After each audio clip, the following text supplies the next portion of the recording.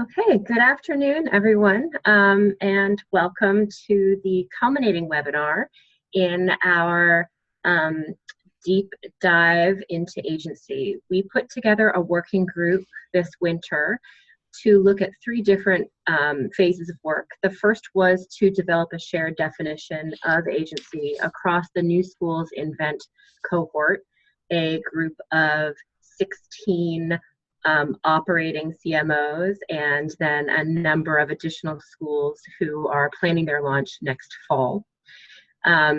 We started with a shared definition of agency. We then moved on to thinking about different routes to agency, recognizing that while we can align around a common definition, the design of a school and the age of the students at that school very much dictate the different routes that individual school leaders and teachers might take to supporting their students in developing agency in that context. And now finally, we are looking into questions around measuring agency.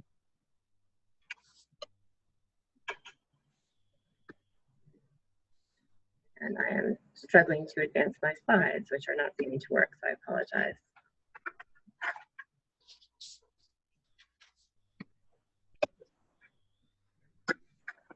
I am going to actually hand over screen control to my colleague so that we can move forward. Slide. Apologies for the delay. So the goal of we have a set of goals for this webinar that focus on different pieces of measurement. So first we want to talk about the purpose of measuring agency, get on the same page there. Then think specifically about the quantitative first, and then the qualitative measures of a range of different agency-related factors. We are not going to give you one measure of the output of agency. That is not validated and does not exist in a very simple packaged bow-on-it form. But there are specific measures of a range of those factors. There are also some really wonderful and powerful formative processes for utilizing this agency-related data. And then finally, we want to take these range of measures and processes and help you think about how to adapt these example measures and processes towards assessing agency in your own school, recognizing that context is everything. So, starting with the purpose of measuring agency. First and foremost for us, we are measuring agency to build agency. So our focus is on developing the agency within students. We believe that measuring agency provides an opportunity for hypothesis generation, for a common language that enables us to learn about student and teacher perceptions of skill, of interpersonal relationships and school environment. This also, in addition to generating hypotheses and trying out new strategies, allows us to assess these strategies and track change over time. So again, we're talking very much about formative assessments. None of the assessments that we are talking about today are in any way meant to be used to grade students on the extent to which they exhibit agency. What is so powerful, or can be so powerful about measuring agency, is it allows students to see their own growth. And in seeing their growth and their change, that in turn provides the empowerment that leads to the ownership of their own learning. So, we are going to talk a lot about what some of you think of as data cycles or Plan, Do, Study, Act, PDSA cycles, as we think about a data-informed plan to support the assessment and development of agency. So we're going to talk about checking readiness, about picking an entry point, about practicing an approach, reviewing data, and refining approach. And we'll come back to this cycle a few times throughout the conversation.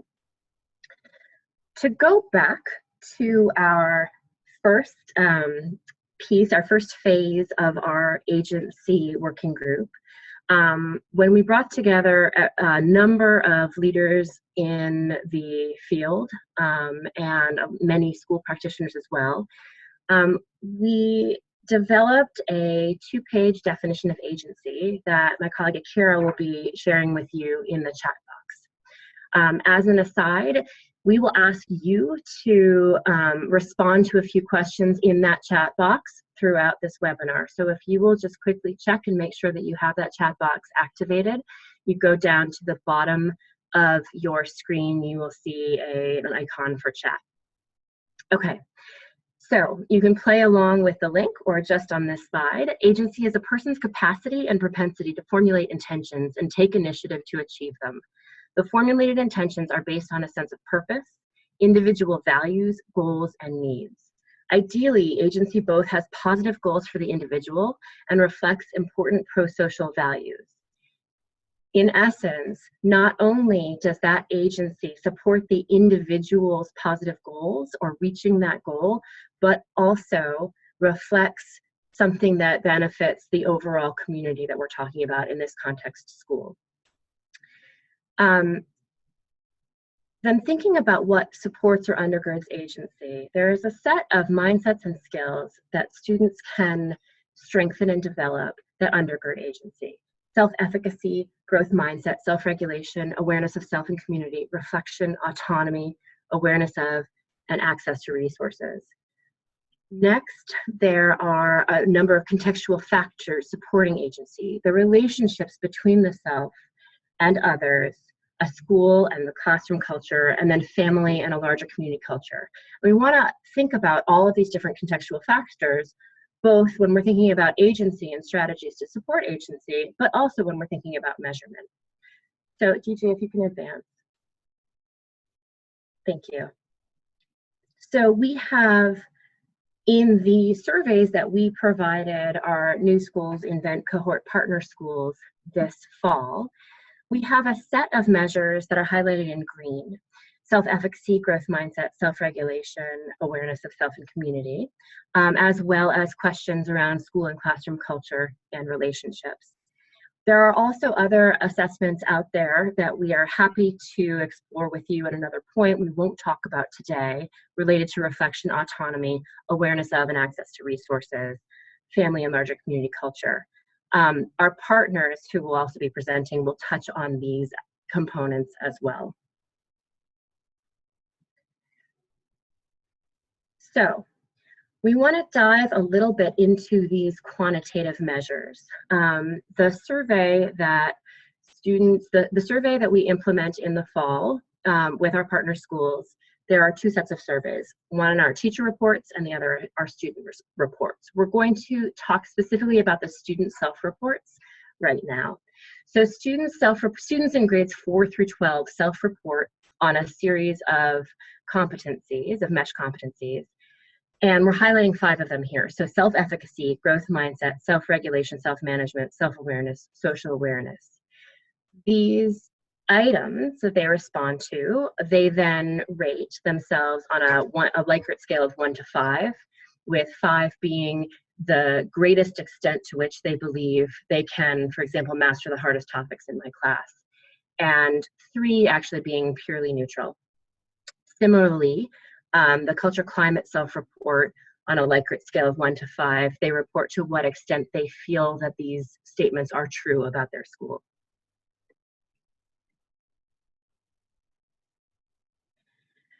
So we thought it would be fun to look at a little bit of data and dive into what can you learn about agency, or what can you hypothesize about agency through looking at this data. Can you advance once more? Thank you. Just in thinking about how to read this scale, you see that that you have grades 5, 6, and 7 across a set of competencies, mesh competencies on the left, culture climate on the right. And highlighted here, just to help you read, you may notice that self-efficacy is clustered a little bit tightly together right there in the middle of the left-hand graph, and then self-regulation a bit higher. So here you have an interesting difference between a quite high self-report on the ability to complete homework, meet goals, and then a lower self-report around a belief that students can achieve their goals. Then on the right side, looking a little, just focusing on the particular dip in engagement relative to the other cultural climate factors. So, DJ, if you will advance, here's the play along function. If you will now use the chat function to identify what hypotheses you can generate from looking at this data. It is quite high level, so we ask you to just brainstorm. If you were looking at this data for your school, what would you want to know more about? What hypotheses might you generate from this information? What ideas would you want to test?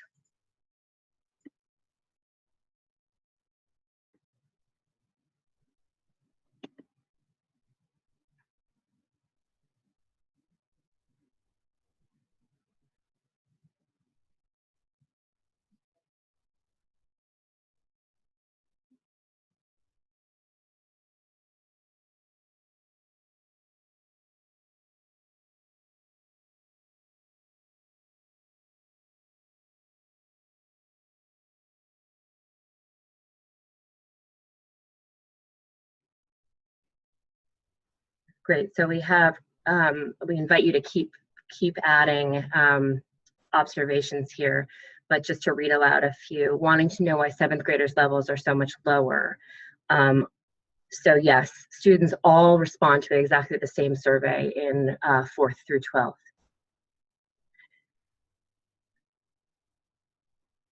The relationship between self-efficacy and engagement. So thinking about, are there correlations between the mindsets and habits of students and the cultural climate of the school? That's great.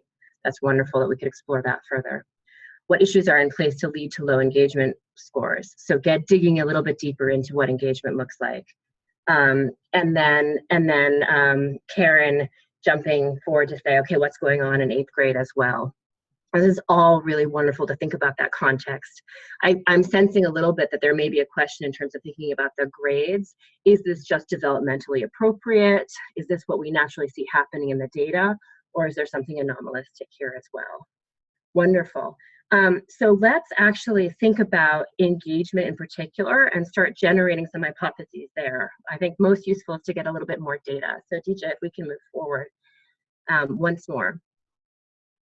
So here you now have the 5 questions that were part of the school engagement part of the survey. How excited are you about going to classes? How often do you get so focused on activities in your classroom that you lose track of time?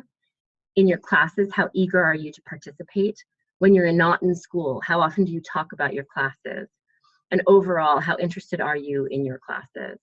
So just a couple things to point out here, that if this is too small for you to see, that the item that is circled, when you're not in school, how often do you talk about your classes? This is actually really the only item that falls net negative. So this is the item where 6th and 7th graders are starting to say more often that it is not true for them than it is true. So again, advance one more time, DJ. Thank you. So using the chat function, again, please share how this data would help you think about strategies that you might try out in your classroom to help support engagement, to help increase engagement, and help then support your students' agency or demonstration of agency.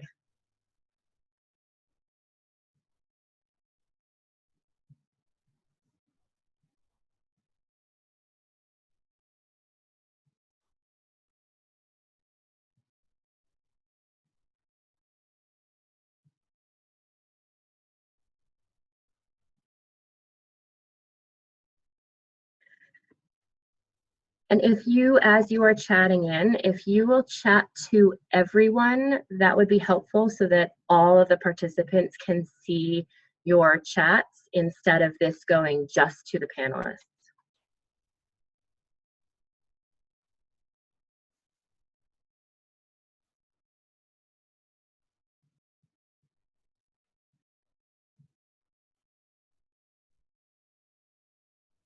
So one thought is about helping support student and parent conversations about what is happening in school. So Laurie moves immediately to let's invite students into having this conversation as well. And a great process mood of inviting students into conversations about their own agency.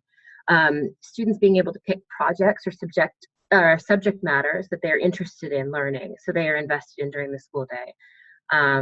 Building excitement and interest by providing more student choice. And thinking, okay, yes, and what are students interested in sharing? So moving more and more to student choice, student interest, and student engagement. So in addition to trying out new strategies, one of the interests that I have is also trying out new measures or more frequent measures. We look at this particular survey in the fall, and then we administer it again at the end of the school year in the spring. So to understand the impact of your strategies, you have to wait into the summer to reflect. That's very important, very valuable, and helpful to think about larger change over time. But if I'm a teacher, I want to be able to think tomorrow about what I did that was effective today. And so if we go to the next slide, we can think about ways that teachers could actually choose a new set of quantifiable measures to really get into the detail of, is what I am doing in the classroom working? So teachers may choose to integrate questions about agentic engagement as weekly exit tickets, or at the end of a specific activity to learn more about student engagement and context. Now, this doesn't mean that a teacher has to administer a 5-question exit ticket, the same thing every time, right? You could just do one question. With younger kids, actually with any kids, you could ask the question and just ask for a quick thumbs up, thumbs neutral, thumbs down. So you can get these pulse checks incredibly rapidly. Take that data, and then at the end of the week, at the end of the month, or in a 6-week data deep dive cycle that you're doing with your fellow teachers, you can look at the impact that the tests the changes you're testing out, whether it's increasing student choice or giving them some student designed projects, to see what impact that has. Also, you can think about practice measures. So things that you may already be measuring anyway, or that are not exit ticket related, but that just are through observation. So maybe you are a teacher who actually already tracks participation. So you could think about, well, what type of participation am I seeing from my students? Are they expressing opinions? Are they asking questions? Are they engaging the teacher and classmates in conversation related to their individual interests? And you can simply track how often that's happening. You could even think about the number of times that students ask for help. And so this would be something that teachers would choose, that teachers would drive. I think this becomes overwhelming when a school leader requires this type of measurement to happen. I think it is incredibly freeing, exciting, and energizing when teachers are saying, yeah, I'm curious about that, I want to know more, and they start doing this for themselves. Okay, so next slide. So going back to the definition of agency, we talked about the skills and the environmental considerations underlying agency, the foundation that we can put in place for strong student agency. Then we also want to think about how agency is expressed differently over the course of child development. We have this outlined through age groups, early childhood, actually all through young adulthood, as we recognize that we might also want to be thinking about this for our teachers as well. And I think it's important for us all to recognize that the age of the child that we're talking about does not 100% map necessarily to the developmental stage that they are in. And so important considerations here are, when I am seeing something that seems out of place with the age group that this child is in, can I look back to a previous developmental stage? And am I seeing exhibitions of this agency where maybe actually they're just missing a couple things and we can move back to the previous one and work on that? The other thing that I want to point out here is that as we get to this incredible nuance of the developmental considerations around the ways in which students exhibit agency, we move away from quantifiable measurement and we really start thinking about qualitative measurement. So we want to spend the rest of this webinar looking into different ways in which practitioners are thinking about how they create these qualitative measures or identifiers of the developmental continuum for agency. When we finished our last webinar about Roots to Agency, in the exit survey, we had a question around what people wanted most. And to a T, respondents said, we want a rubric. We want an agency rubric. So I'm going to call that out and say we are not giving you a rubric. Rubrics can become problematic because they can move towards a quantitative measure. They can move towards a summative measure, when really we're talking about creating continua or frameworks to allow teachers and students to think about where they are and where they want to go. Next slide. So as we do that, we want to think about that student readiness, the developmental continuum that the students are on. Advance, please. We want to think about where are our students in terms of mindsets and skills. How self-regulated are they right now, and along other developmental domains. We want to think about where are our students' previous educational experiences that enable or undermine their readiness to engage in this model of work. If you're looking at a fall survey and you are seeing student data, that data could actually just reflect where they were last year. They have a mental model of school that may or may not align to the school environment that you are creating. And then finally, how does their family context influence students' readiness to engage in this model of work? They may be super far along this continuum because agency is what their parents are talking about all the time. They may have parents that also think it's really important that when the parent says it's bedtime, it is bedtime. There is no discussion here. Don't really want to hear about your agentic expression of a bedtime negotiation. Next slide. Teacher capacity. So this is, I think, actually often overlooked in thinking about how we think about agency. Because it's not just the student readiness, but it's the comfort the teacher has with creating an environment in which students have opportunities to exhibit agency. So what experience do our teachers have letting students lead? If they come from another school situation, or if they come from, if their own student experience did not give a lot of agency, they might not have a model for that. How comfortable are our teachers with shifting towards a more student-centered approach? We hear a lot about school leaders and teachers really concerned with helping teachers how to figure out how to give up control and the fear that comes with giving up control. I think we hear this a lot more also with new teachers, right? Where they're just trying to get through the hour, get through the day. It's hard to think about letting go of control. What experience do our teachers have in collecting data, interpreting data, and making data-informed decisions? Specifically because we're taking a data-based approach to thinking about agencies here, we also want to just think about teachers' comfort with agency. And then finally, thinking about the school design. So a school so in what ways does our school's educational model seek to support students' development of agency? So a school that is very technologically driven and really believes in personalized learning will have a much different approach to a school that is pencil, paper, materials, expeditions, with an expeditionary learning focus. The entry point that those two schools will take will be different.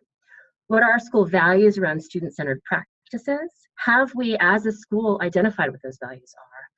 And what staff expertise do we already have to support this work? So this is slightly different than teacher capacity because you have a number of other staff members. Your principal may come from a portfolio-based approach in the past, but the school doesn't have that experience. So your principal may be bringing in a new approach that's going to be really valuable, but then that person will have to think about what expertise and support that they can bring to the table. And then finally, the three parts of the base of the pyramid, or the foundation of thinking about a quick readiness check around agency, gets us to thinking about the entry point. So what are our goals for supporting students' development of agency? Is our approach to agency rooted in the research? What sources of data could help inform my priorities? So based on whatever entry point we want to take, how can we think about what goals, research, and sources of data can support us? And here we are right back into that that sort of readiness cycle. So we talked about conducting the readiness check just now, picking an entry point. That entry point could be as basic as we have this fall survey, and our entry point is going to be looking at the survey data and then reviewing that data and then strategizing an approach. It could be much more specific to your school, as we will hear from Laurie in just a moment about her work and the work of her principal at Gem Prep Nampa. And then finally, so practicing your approach, reviewing your data, and taking what you've learned and refining your approach. So a month or two ago, I went out to Idaho to visit GEM and to present very similar data to what you saw earlier to the teachers at Gem Prep, as well as to the parents at Gem Prep, at a parent night that asked students to present their data portfolio to their parents after a semester of student-led data conferences. I was really amazed and impressed by this combination of measures of agency and measures for agency. So a process of looking at agency-related data that was directly supporting the development of agency in small, smart whippersnapper elementary school students. So we asked Stacy and Lori to join us.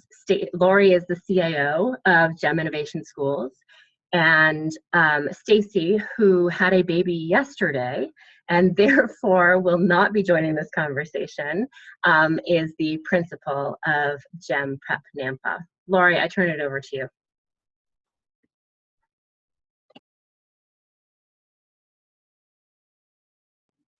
Lori, you are still on mute. Could you go off mute? Thank you. That might be easier to hear me. Okay, good afternoon, everyone. And I want to thank you for this opportunity for us to present our experience and get your feedback on how we can move this work forward. I had really hoped that our principal would be able to be here because this really is more her story than it is my story. But I'm going to do the best I can to kind of share the process that we've been on.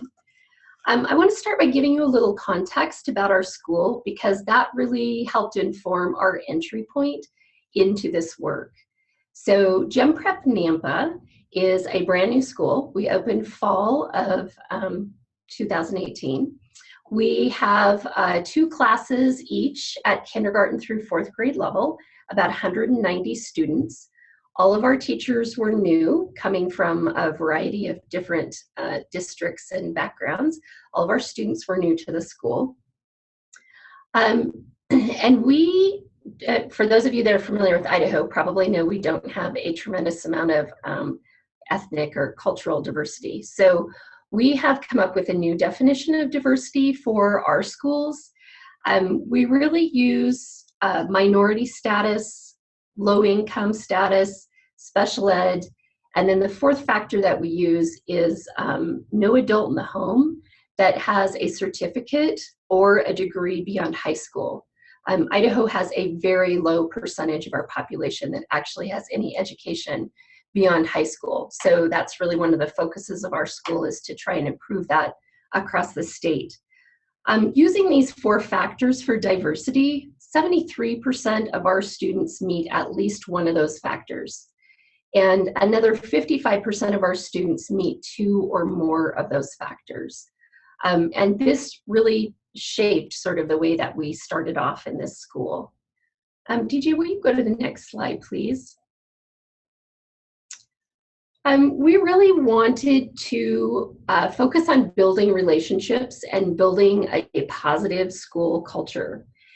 We believe that students need to know their learning targets or goals, and they need to know and understand where they are in relation to those goals.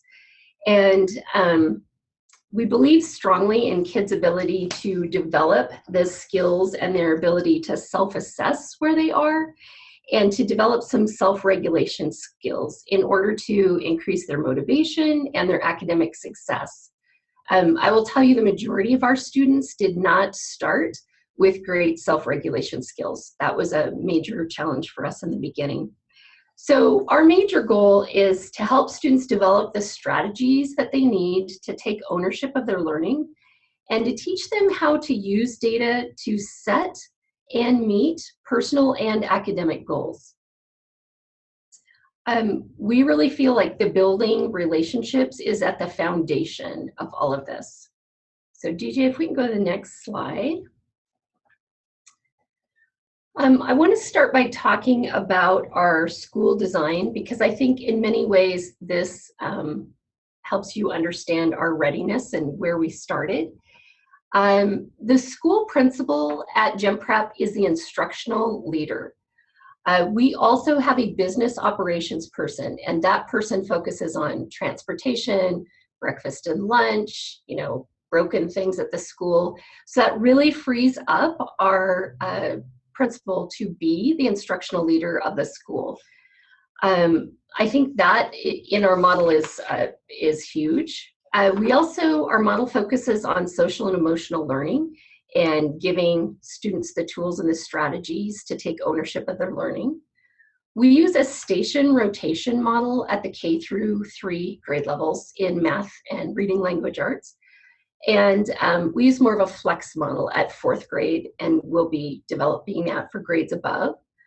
The first 6 weeks of the school year, we focused solely on creating culture and community, building relationships, focusing on growth mindset and what that was, and developing the processes and procedures for school.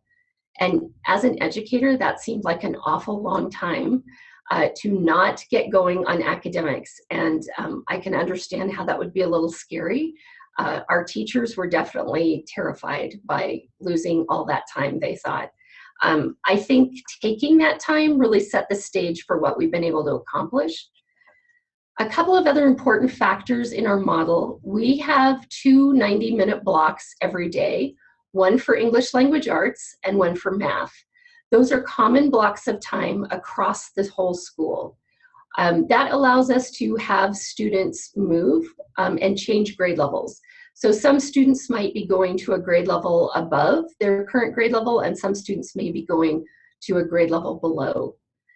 Before we began that movement, the principal actually started electives at the end of the day.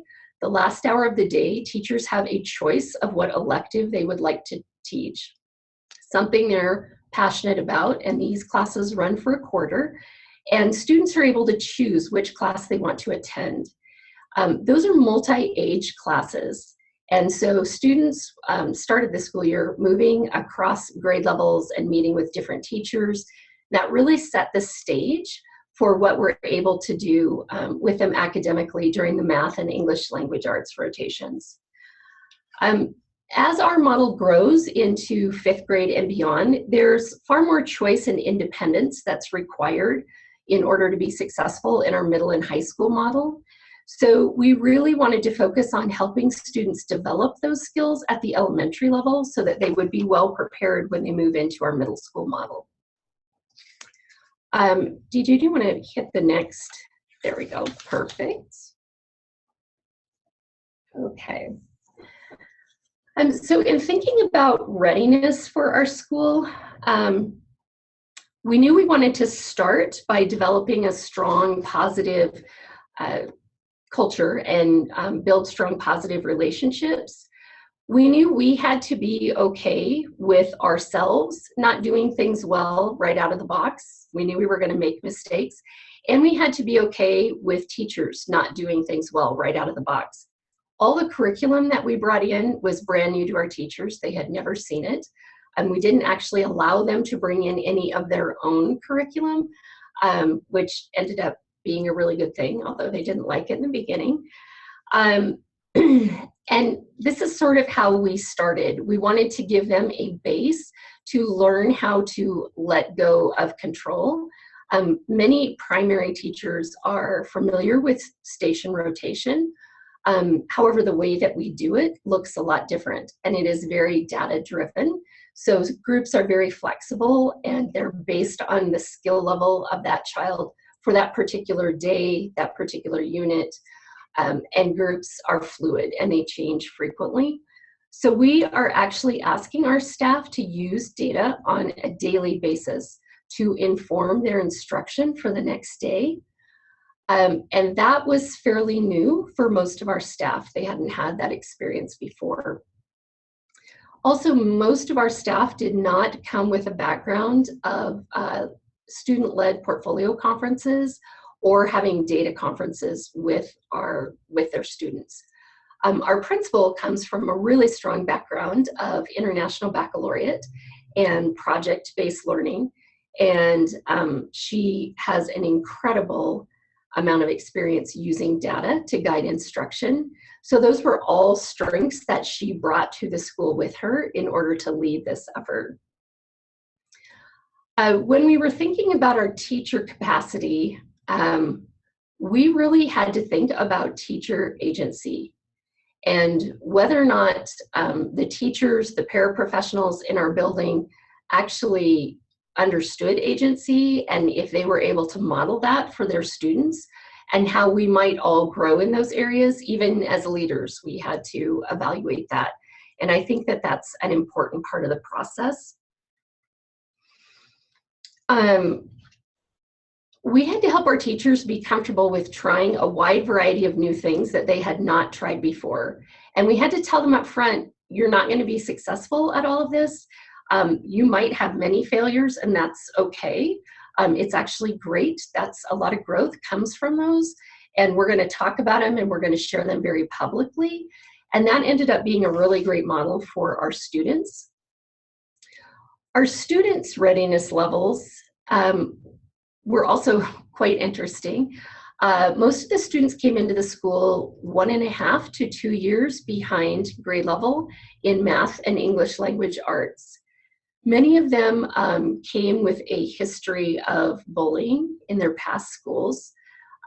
Probably a good portion of them also come from rather traumatic home situations. Their self-regulation skills, for the majority of them, were non-existent. If a student looked at them the wrong way, their first reaction was to hit someone. So we had a lot of work to do with developing just some of these basic skills before we could even really get started with academics. So our teachers and our students came with a wide variety of skills. And you have to really take that into consideration when you're designing these experiences. Their readiness level is vastly different, and it's not all related to their grade level, like Julia mentioned. All right, DJ, can you click on the next? So as an entry point for us, we decided we were going to start with regular data conferences. And originally, that's all we started with. Then we got to the point where we felt like they could do a student-led parent conference after Julia's presentation. But we just started very basic with regular data conferences, and that was our expectation. DJ, will you go to the next slide? So Stacy began this school year, actually this started before the students came. She did a presentation on data conferences with students, And she asked everyone to do a weekly data conference with students. She gave teachers readings, she gave them really concrete examples. But one thing that was really critical is she let each teacher choose their own entry point based on their readiness and their willingness to dive in and get going. Some teachers started right away, and some teachers, it took a while for them to get up and running. We suggested that they start small, perhaps choose one content area or one group of students to do monitoring with. I think often with educators, our inclination is to jump in and take it all on at once. And we're gonna look at data for everything and do a conference over every content area, which would have been pretty overwhelming to start with. As an instructional leader, Stacy was able to go into all of the classrooms daily, and she was able to really observe what was happening and support each teacher at their current level. And differentiating that professional development and support was also really key to, I think, the progress that we made. One of the great strengths of Stacy is allowing this to happen organically. She did not mandate that it had to be done in any sort of certain way. The only requirement really was that she wanted teachers to have a weekly data conference with students. I think that Stacy would tell you that the fact that she didn't put a ceiling on this allowed teachers to take this much further than we ever imagined that they would. Another key here is that the teachers regularly present what they're doing for their data conferences with other educators. And I think that has been really helpful. Teachers have gotten great ideas from one another. They may not do exactly the same way, but they're able to walk away with other ideas they can implement to really strengthen their own practice. The students started with data folders in most grade levels, and we started very small. Some teachers chose things like an adaptive online curriculum program, and they started monitoring the number of minutes that students completed each week. And we had a goal set for the baseline, and the teacher would meet with the student each week and tell them how many minutes they accomplished. And it was very teacher directed in the beginning. Over time, teachers recognized that just because students were spending time in a program, it didn't mean that they were necessarily mastering any skills. So naturally, many of them moved on to including usage and mastery of lessons or mastery of standards. This is just a great example of how Stacy let this grow organically. Teachers came to their own conclusions of what needed to happen next and moved there. If we had directed it, I'm not sure this would have happened quite as quickly. I think one of the important lessons that we learned was setting that base expectation and giving teachers the freedom to experiment and permission to make mistakes and do it badly and be able to talk about it with their colleagues and say, I tried this, I thought it was a great idea, didn't work. And get that support they needed to go back to their classroom and try other things. The students really sort of evolved over time as well. I will tell you that in the beginning, not all of our teachers found data conferences very meaningful. I think some of them were just going through the motions. And a key turning point was when two students said to a teacher, I missed my data conference. It's time, the teacher had announced it was time for recess. And these two students said, I would like to stay in for recess to do my data conference. And the teacher was shocked that the student would want to miss recess. And I think it really speaks to the relationship building that was happening during that one-on-one time. And I think it also really changed the teacher's perception of the value of those data conferences. And she was able to share that widely with others.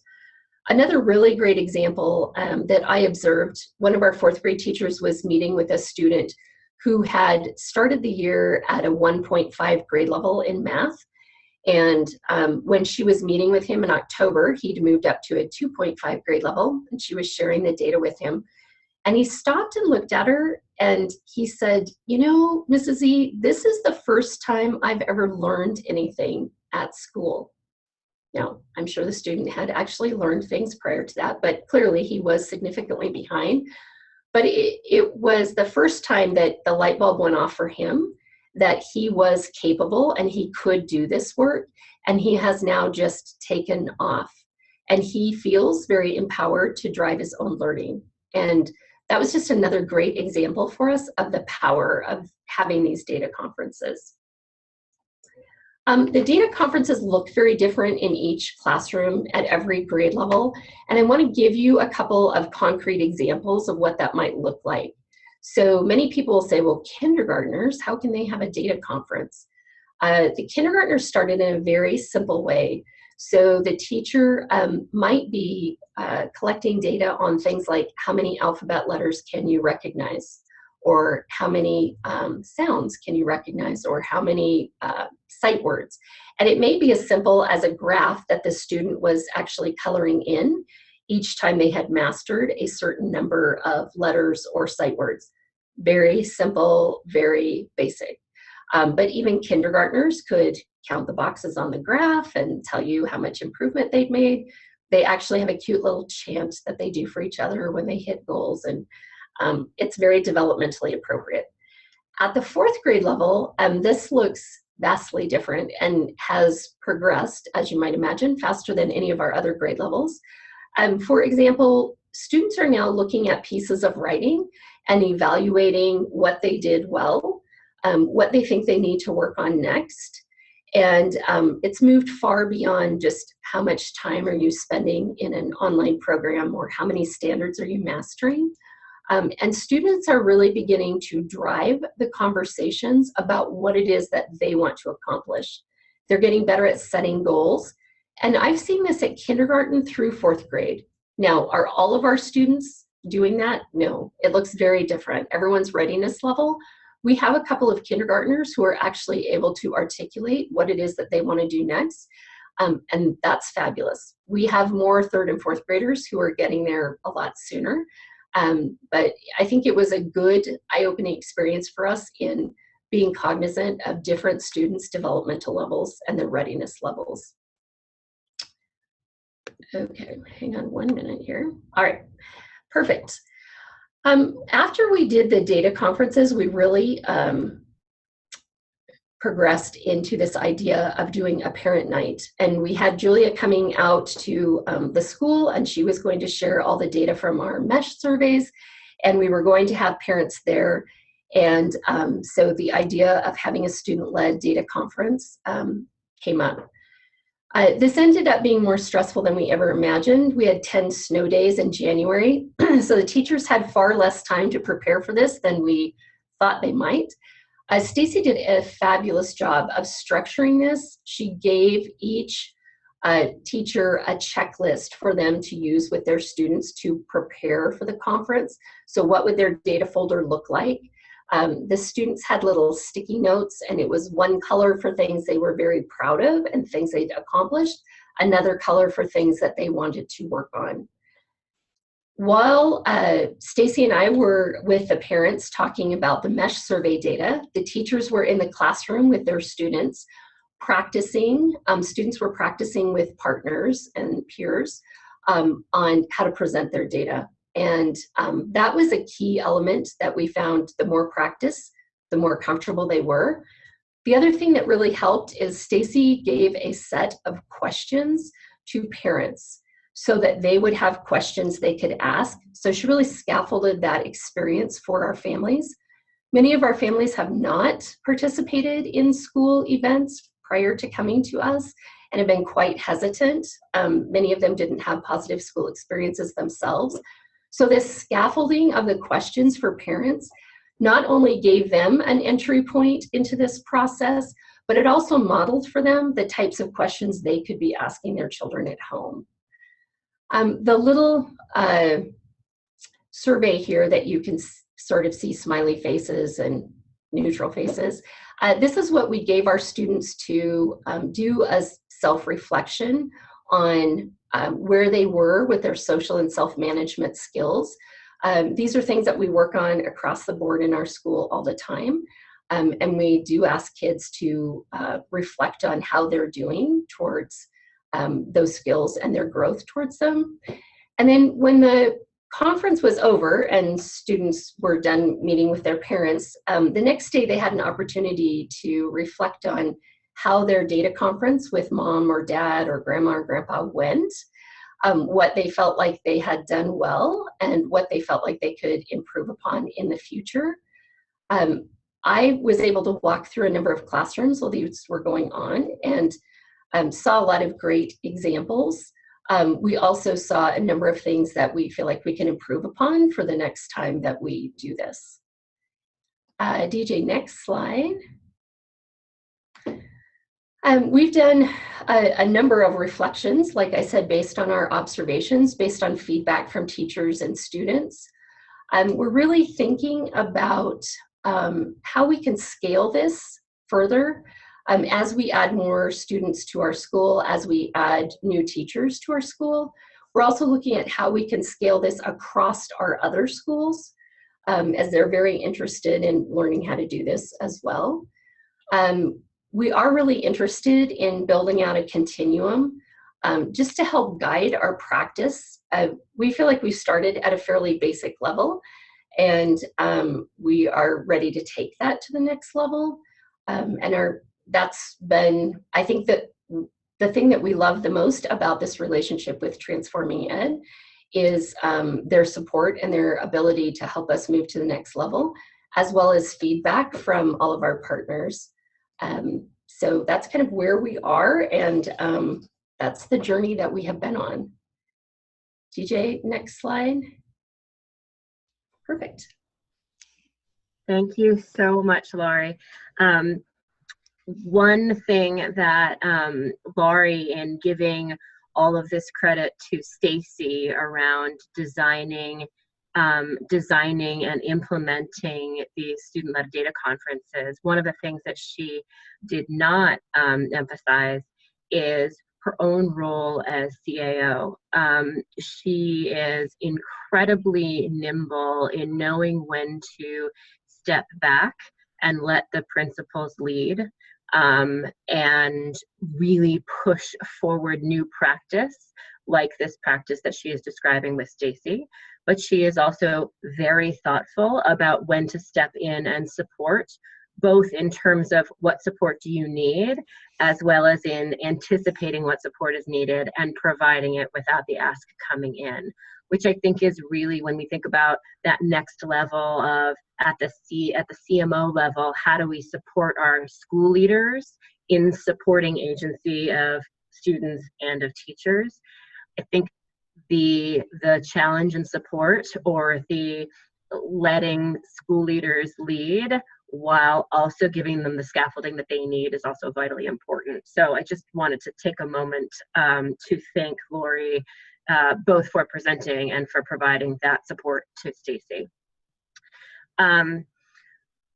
One thing to me that is fascinating about having Laurie present the work at Gen Prep Nampa and then have Nancy Gerzon follow up with the work that she is doing at West Ed, is that at the end of our conversation with Laurie and Stacy about the work that they're doing, they said, but you know what we really, really want? We want to have this continua, or this scaffolding where we can identify where students are and help our teachers get more efficient in identifying that. We then, about 2 hours later, had our conversation with Nancy and realized this is exactly the work that Nancy is doing, so we need her to be the next act. This aligns well with one of our philosophies at Transforming Education, which is we want to be very, very close to practice, and we want to be very, very close to research. Nancy leads research that is very, very close to practice, which I think is particularly valuable for this conversation. So as project director at West Ed, She is deeply involved with a specific project she's going to speak to today, which is the Student Agency and Assessment for Learning. So we'd like her to, I don't want to give actually too much lead into it. I'd really like to just turn this over to Nancy. Thank you so much.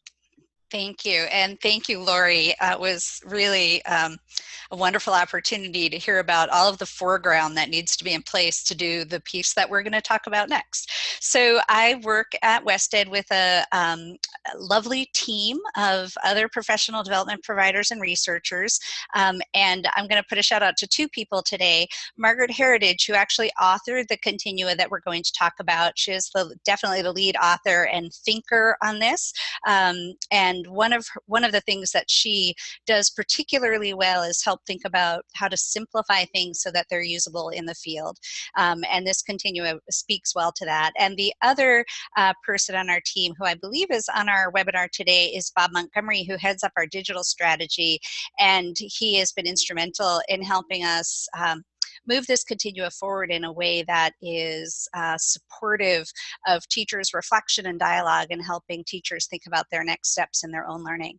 So I'm just going to say a little bit about SAL, and perhaps not enough. We'll come back to the professional learning design at the end of this 15 minutes or so. But the Student Agency in Assessment and Learning Project, or what I'll call as SAL today, is funded by the Assessment for Learning Project, ALP, and they are meant to look at innovative practices in student agency. And there are a number of projects across the country. We're all looking at this very differently. And the goal is to kind of prototype new ideas, push things out into the field in ways that are going to be supportive of teachers and schools, and then come back together and really look at what are the different ways that we approach this, what are the synergies, and what are the places where we can see some solid information there that we can kind of think about and move forward. With our particular project, I'm going to talk to you only about one part, but one thing to say in background is that everybody, all of the 100 or so teachers who are participating in this project participated already in a year-long formative assessment course. Everything you heard Lori say about the structures in place in the classroom for student agency to thrive are things that we build out in that course. So this is not a practice that the continua supports that would be for teachers who haven't had those background experiences. This is really something that builds off of having effective learning targets, communicating those learning targets well to students, working on social emotional learning and classroom culture. When Lori said we were worried about spending so much time on that, we absolutely agree that that is the only way to get started in this work. And so thinking about those foundational elements that allow students to self-assess is something that's in place for the folks who are using this continua that we'll talk about today. So if you advance the slide, I have this little tool I'm supposed to use to put my pen up when I want to advance the slide. We'll see if I can do that. One of the exciting things about meeting people suddenly out of the blue who are doing work similar to you is that you have a real sense of synergy that's personally very validating. And in particular, I just want to briefly point to this pyramid schema, which speaks very closely to how we've designed the student agency project. We would use slightly different words. Rather than school design, we would probably say school leadership, teacher capacity, and student readiness, or the opportunities for students to build on this work. We actually see that we can take students at any point in the readiness continuum, and that's okay as well. So in thinking about the readiness factors, we think about that more as what the classroom factors are for readiness in order to support that work. One of the important points of that synergy was that all three of those are essential. And you, in particular, I'm going to say this because it's the most important takeaway from this whole presentation, you can't have student agency without having teacher agency. So as we move to the next slide, you'll see I just wanted to briefly point out these three research links, and DJ is going to keep forwarding that till we see all three. As framing, these are consistent with but slightly different than the ones that Julia pulled up earlier, and I just want to note what's different about them. Because of our work building off formative assessment practice, we were particularly looking at helping teachers with two student-facing skill sets that are involved in formative assessment. One is student self-assessment, which Lori mentioned, and the other is peer feedback, and the relationship between peer feedback and students having an opportunity to develop their agentic skills through that process. And then the third piece that's slightly different and wasn't mentioned is that self-regulatory skills can be taught, and in most schools they are not. And when you're missing them and they're not taught in schools, that really isn't benefiting students. So there is sort of an underlying premise in this work that we want all teachers to be able to think about and organize around the structures and skills to move forward with student agency, because we know it's a really overlooked aspect of instructional practice. And the next slide shows just another framing of this research. This is from Barry Zimmerman, and he in particular frames this idea of self-regulation being related to three simultaneous bodies of work. Lori, in fact, mentioned all of these in her presentation as things that their school was working on simultaneously. We focused specifically, and the reason I frame this in this way, on the metacognitive aspects, because that's a big part of what the formative assessment work is organized around. And in this way, this really led us to be thinking about the way that we would develop our continua or our measurement tool to be teacher facing, because student facing, because we wanted this concept not to be what the teachers were doing, but to have opportunity for analysis and exploration of what students were doing, and then pull back from that so that teachers could kind of think about what are the metacognitive strategies that I need to teach in order to build this. And we're not sure that's right, but in a 6-month project, we felt like we really needed to focus on one of those. And the research is also pretty clear that once you focus on one, there's a ripple effect to the others, right? But building the metacognitive skills is one of the primary ways that we need to sort of get at that. And our effect was to do both teacher-facing and student-facing aspects to our continua, but I just wanted to let you know kind of what prompted our thinking in that way. So as we move to the next slide and look at some preliminary pieces, I will repeat that you heard Lori talk about all 4 of these things in the concept and the model of student-led conferences. So student-led conferences are one way to move toward helping support self-regulation around these 4 critical markers. And in the model that Lori shared, all of those things were met. In our formative assessment work, we don't have a specific mechanism for structuring that. So we encourage teachers to build on whatever their own practice is, however they structure their instructional practice in the classroom, to consider how they're going to do that and to build those structured opportunities and to create those opportunities for modeling and sharing with students and giving feedback to students around these practices. So as you are listening to this presentation, you can think about this in any of those ways, right? It could be a highly structured way that you do this and that you have set up that everybody's doing it the same way, or it could be something that's much more fluid and is occurring on a regular basis through the classroom. And certainly short cycle conferencing, as is described in the 5-minute processes that the students use to get ready for their student-led conferences, is a big part of that no matter what. That absolutely has to happen. But how structured or open that is in the classroom is something that we don't define for teachers. We want them to figure that out, and we believe that the process of figuring that out is pretty important. Moving forward into the next slide, you'll see that we chose only 2 elements to measure. And There were a lot of reasons for that, but I think the biggest reason is that those are the two attributes of formative assessment that the teachers participating in this project were building on. So they learned that at the kind of end of our formative assessment, year-long formative assessment course, and we definitely recognized at the end of that year-long course that our teachers taking the course had not yet moved to agency. So in the experience of learning about formative assessment, they learned a lot of foundational skills and knowledge, but the opportunity for students themselves to really use those skills themselves hadn't yet transferred. And so what we wanted to see happen in our student agency coursework with teachers was that this translation from the teachers in control of the classroom to students are gaining more control because the skills and techniques that the teachers learned in formative assessment are now being modeled for the students themselves to use in the classroom independently. That happened during this, what we would call the second year. So it allowed teachers to really think deeply about how students use the success criteria within a lesson, to give one another feedback and to really explore and challenge each other's learning about where they were as they were moving towards the learning goal. And the second, what are the skills and techniques that students need to have on hand to monitor their own thinking and behaviors while they're learning so that they can independently select learning strategies that move their learning forward.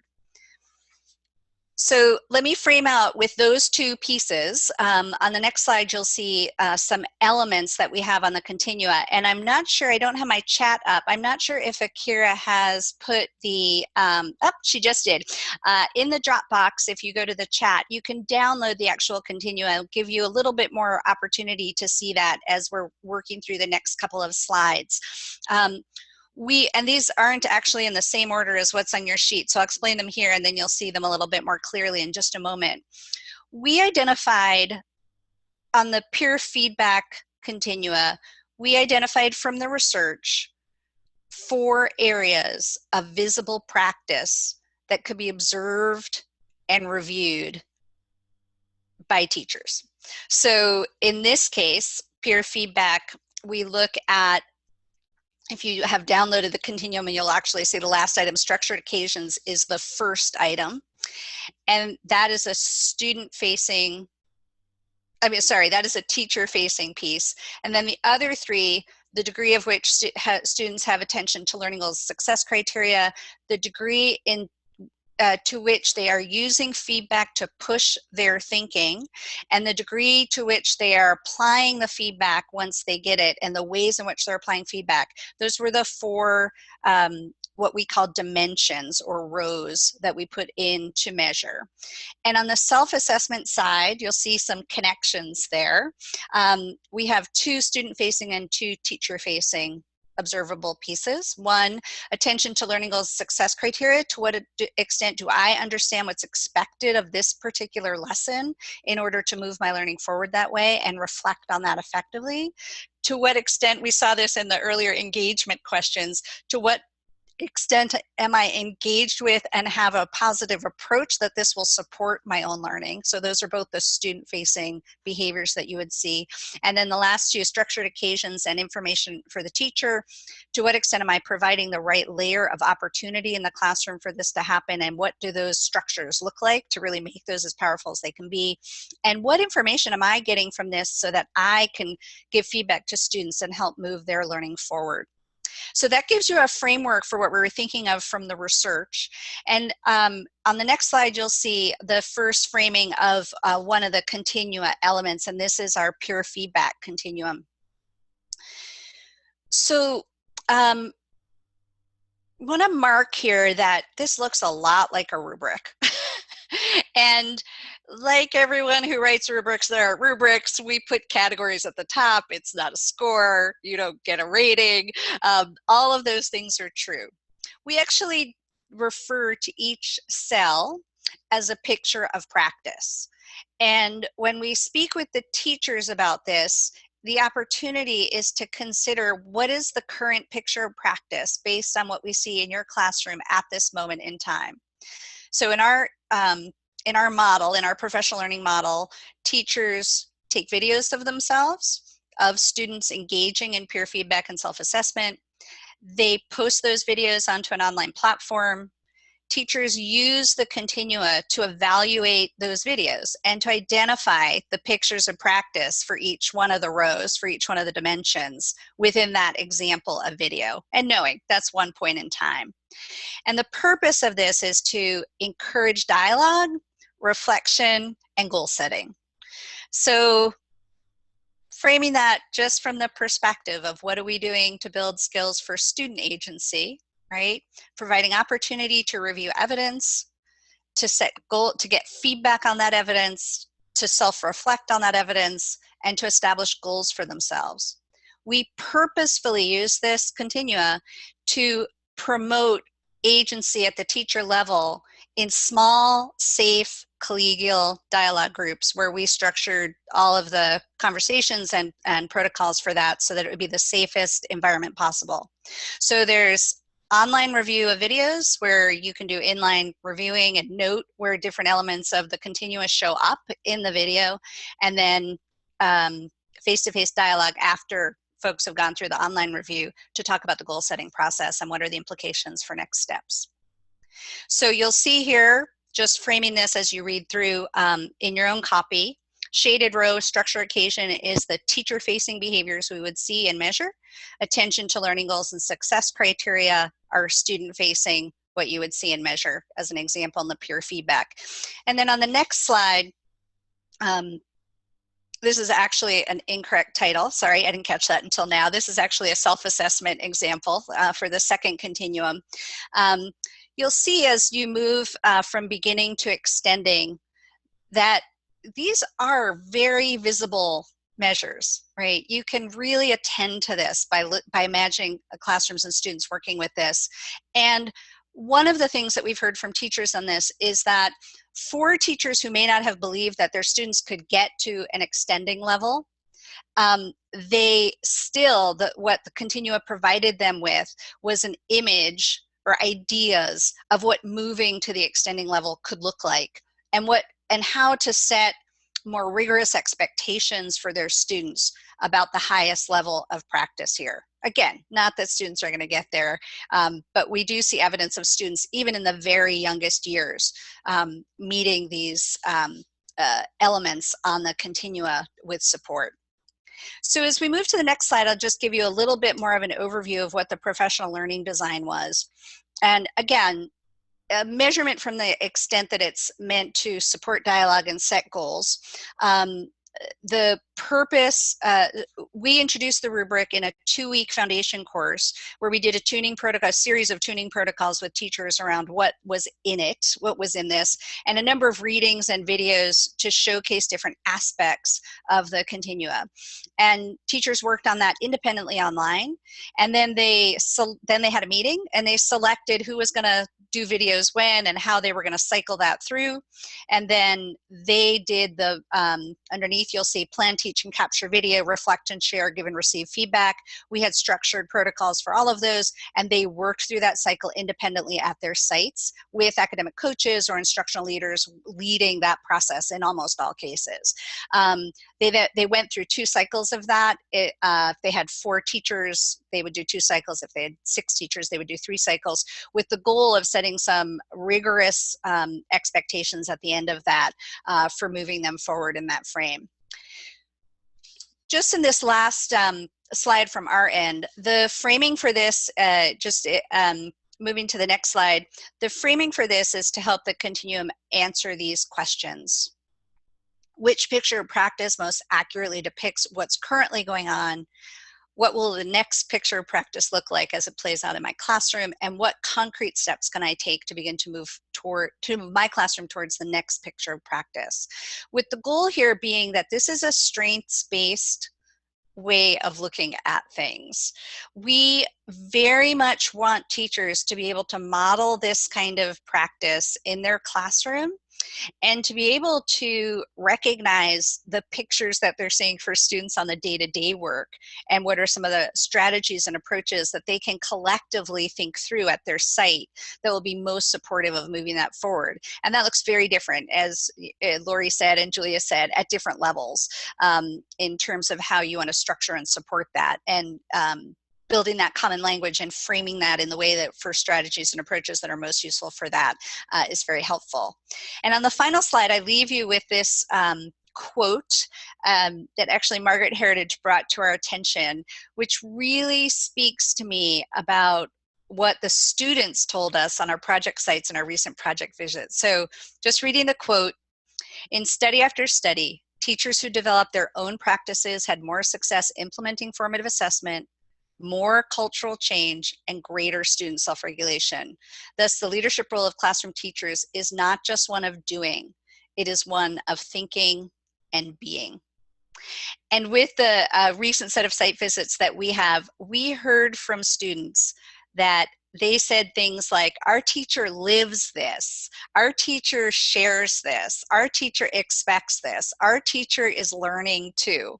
And that, I think, frames a lot of our thinking about keeping this loose in terms of what it looks like in classrooms and how teachers decide what to do with this work, but giving enough information about the framing of the developmental pathway to get there to help support that over time. So that, I think, is my piece. Hope that's helpful. Thank you so much. Before we move to open Q&A, Lori and Stacy had a question for you, thinking about the next step of developing a continuum for student-led data conferences. So I would love if you could just spend 2 minutes talking about thoughts that you have on how they create a continuum that will enable high-value 5-minute data conferences. So how do we get more efficient so that we can scale this as the school increases in size? That's a huge question. I actually would love to turn it back to Lori and say, what have you heard today that would help you think this through? I mean, I do have ideas in here. That would take a long time to unpack. But I think one of the most useful things for this would be to bring it to teachers and to really have them think about what they saw this year and where they would want kids to go, and have the teachers really look closely at that from that developmental progression for students. Certainly the framing of student use of data would be an interesting piece to pull out here. And I think it's actually quite a bit like some of our concepts on feedback or engaging thinking and self-assessment, because the framing of what we want to do here is really to have data be a source of evidence use, and that there is effective self-reflection on that evidence use. So I think even the construct use of data, I might even think about that as a self-reflection on evidence as a frame, as opposed to the specific frame for use of data, and opening the door for students for different measures of that we might, like SEL measures or other measures that they might be able to look at beyond, as they move beyond just looking at their lessons and their coursework. I particularly appreciate the structured opportunities for ongoing reflection in there, right? Because that was something we really struggled with in ours. It always brings me back to something that I've been a professional development provider for a long time, and someone asked me, "How come you always fit in reflection? Your reflections are so good." And I said, "Oh, I make time for it. I think about it in advance." Those were two pretty simple things. And she was like, "Oh yeah." But that idea of what teachers are doing to support the design of those structured opportunities on a daily basis, and how those become integral into the lesson itself, as opposed to feeling like they're an add-on, right? That feels to me like something that your teachers might want to think about as well in terms of moving that forward. I think that was my 2 minutes. Thank you so much. I want us to transition to Q&A. We have about 7 minutes for Q&A. And so I invite all of you listening in to chat in your questions. We have a number of school founders on this webinar today who are very much in design mode, and I want to make sure that your questions in particular are being answered, as I am not sure that the 4 that we have pre-populated directly address your questions.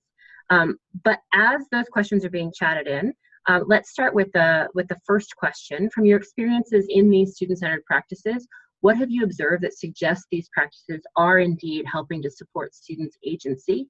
And I think that we're thinking about what are the markers of agency, but it may also be able to may also be helpful to think about some of the sort of academic markers as well, as that's a vitally important part of agency.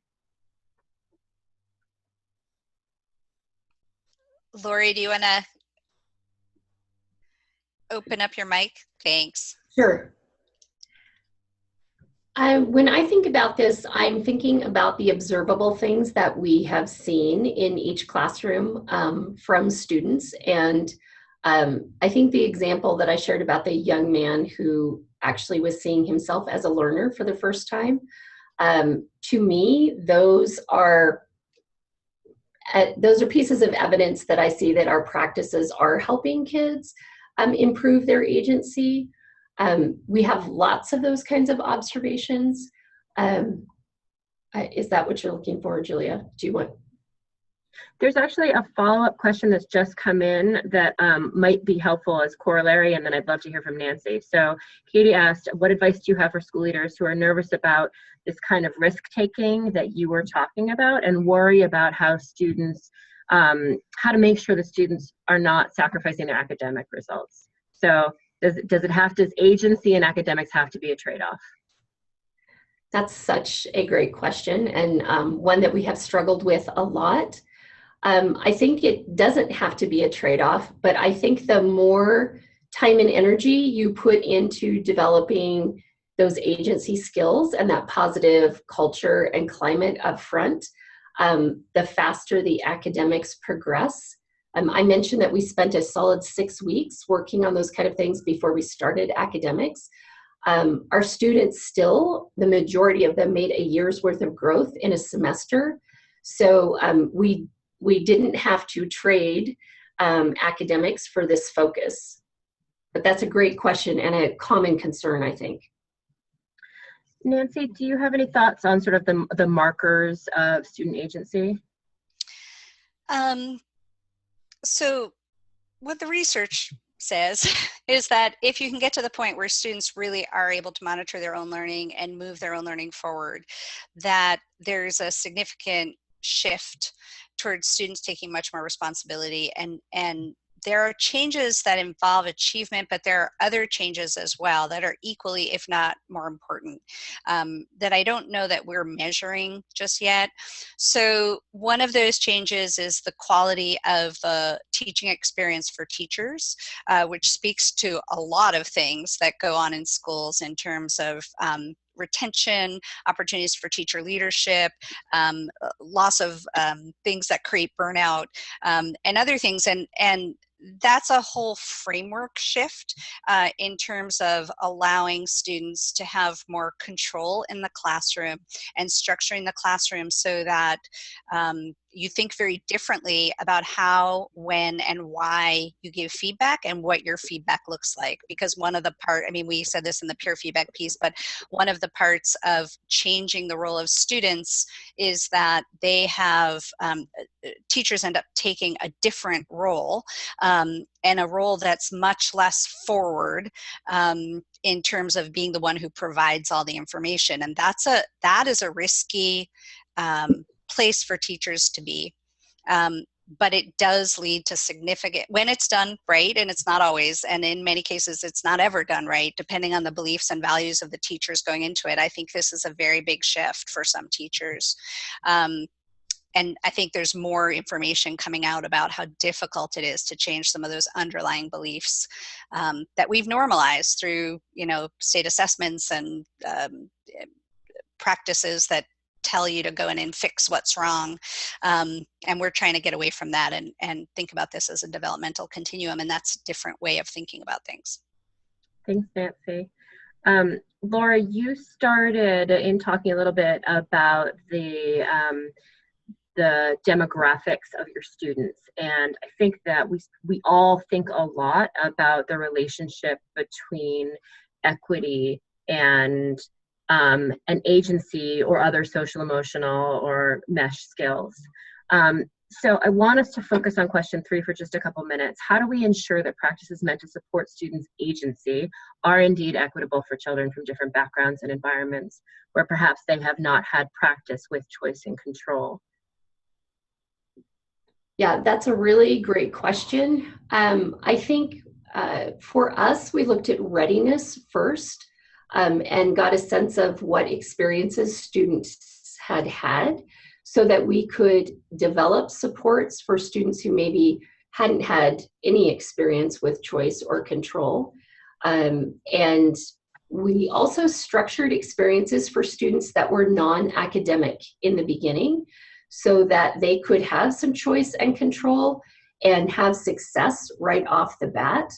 I also think that helping parents understand what we're doing in school and that communicating to them and giving them some structure and some scaffolding so that they can be a part of that is also an important piece as well.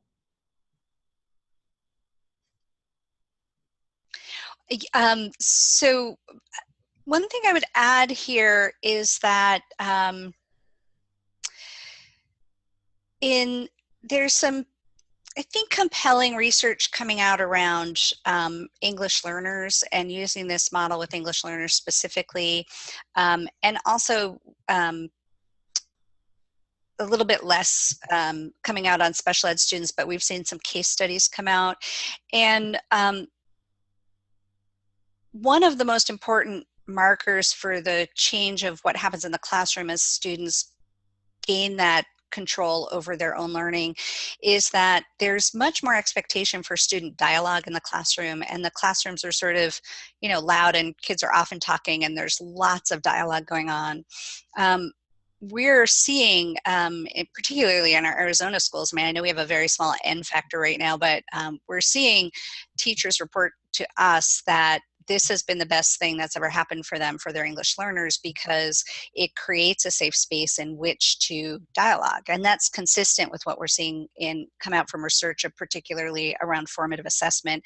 In California, they've really looked at using formative assessment as a framing element for supporting English language learners for these reasons and others. But this idea that